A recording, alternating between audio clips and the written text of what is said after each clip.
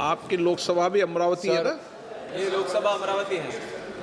Sir, today I would like to speak in Telugu, sir, my native language, because this is a historic and an emotional moment for all of Andhra Pradesh, sir.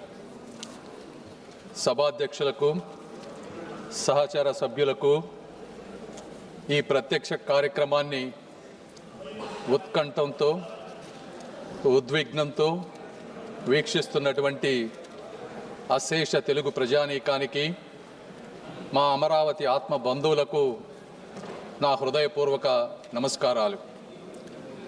ఆంధ్రుల కలల రాజధానిగా అమరావతికి చట్టబద్ధత కల్పిస్తూ అమరావతి ఆంధ్రప్రదేశ్కు ఏకైక రాజధాని అని ప్రస్తావిస్తూ దేశంలోనే మొట్టమొదటిసారిగా రాజధానిని నిర్మించే ఈ చారిత్రక ఘట్టంలో అమరావతి బిడ్డగా ఈ సభలో ప్రసంగించటం నాకు అదృష్టంగాను గౌరవంగాను భావిస్తున్నాను.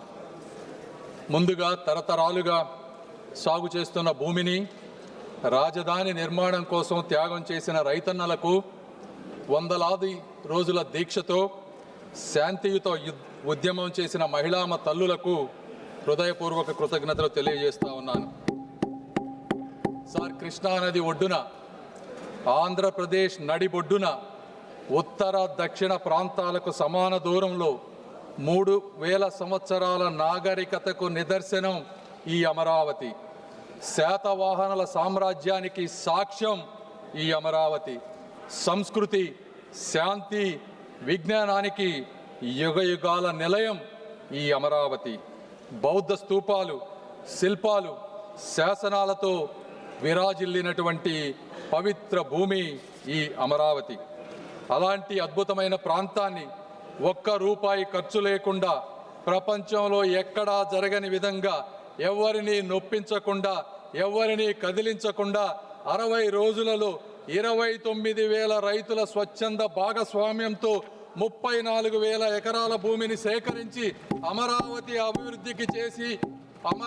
అభివృద్ధికి అంకురార్పణ చేసినటువంటి శక్తి, వ్యక్తి, నమ్మకం మా ముఖ్యమంత్రి శ్రీ గౌరవ నారా చంద్రబాబు నాయుడు గారు. సార్, ఈ నమ్మకం ఒక్క రోజుతో వచ్చినటువంటి నమ్మకం కాదు.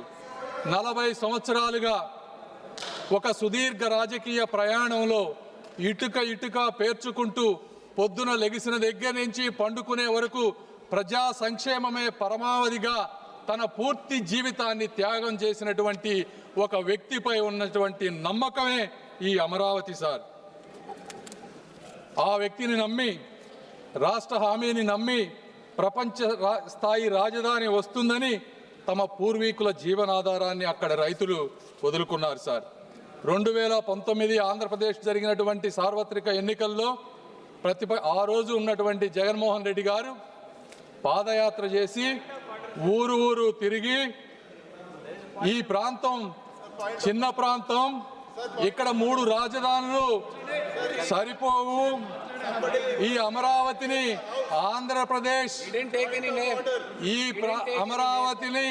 ఆంధ్రప్రదేశ్లో ఇంకా అద్భుతంగా ముందుకు తీసుకువెళ్తానని చెప్పి అధికారంలోకి వచ్చారు. సార్, అయితే అలాంటి మహాయజ్ఞాన్ని అధికారంలోకి వచ్చిన తరువాత అధికార వికేంద్రీకరణ పేరుతో 3 ముక్కల రాజధాని అనే పేరుతో ప్రజలను మభ్యపెట్టి 5 సంవత్సరాల అమూల్యమైనటువంటి కాలాన్ని, ఆంధ్ర ప్రజల భవిష్యత్తుని కూడా వృధా చేశారు. సార్, 3 ప్రాంతాల మధ్య చిచ్చు పెట్టారు. సార్, నేను ఇక్కడ చాలా బాధతో కొన్ని విషయాలు చెప్పాలనుకుంటా ఉన్నాను. ఇది రాజకీయ విమర్శ కాదు. సార్, 29,000 మంది రైతులకు జరిగినటువంటి అన్యాయం, అవమానం గురించి మాట్లాడాలి. సార్, ఆ రైతులని పెయిడ్ ఆర్టిస్టులని పిలిచారు. సార్, ఈ సభలో ప్రస్తావించలేని వ్యాఖ్యలతో మహిళలను ఇబ్బందులకు గురి చేశారు. వారిని చూసి నవ్వారు, అమరావతిని మర్చిపోమ్మన్నారు.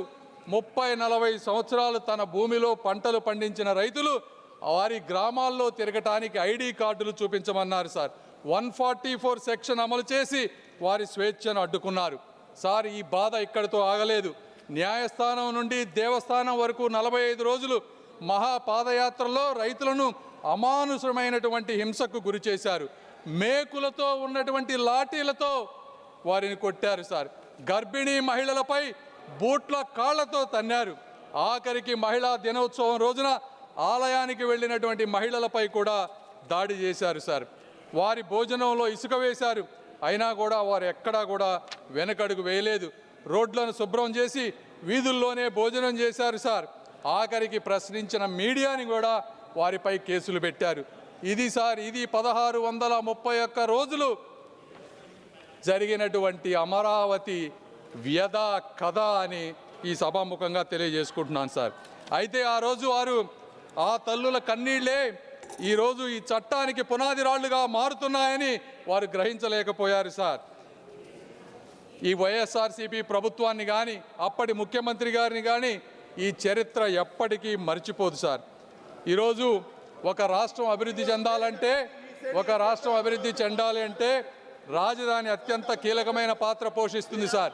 కర్ణాటక ప్రాంతంలో బెంగళూరు అనేది 50% ఆర్థిక వాటాను, తమిళనాడులో చెన్నై 40% ఆర్థిక వాటాను, తెలంగాణలో హైదరాబాద్ 55% ఆర్థిక వాటాను అందిస్తూ కీలకమైనటువంటి పాత్ర పోషిస్తూ ఉన్నారు సార్. అదే ఆంధ్రప్రదేశ్కు మీ రాజధాని ఏది అంటే చెప్పుకోలేని అవమానంతో గత ప్రభుత్వంలో ఆంధ్రలో ప్రజలు జీవించారు సార్. ఇప్పుడు నిర్మించబోయేటువంటి అమరావతి ఆంధ్రప్రదేశ్ ఆర్థిక వ్యవస్థకు ప్రధాన కేంద్రంగా రూపుదిద్దుకొని రాష్ట్ర అభివృద్ధికి ఒక గ్రోత్ ఇంజిన్ గా కూడా మారబోతోంది సార్. సాధారణంగా అభివృద్ధి అంటే భూసేకరణ పరిహారం మాత్రమే. आप भी ध्यान रखना जो सदन के सदस्य नहीं हो तो आप पूर्व के विषय को नाम मत लो और रख दो. आप भी मत लेना, ये भी नहीं लेंगे. चलिए.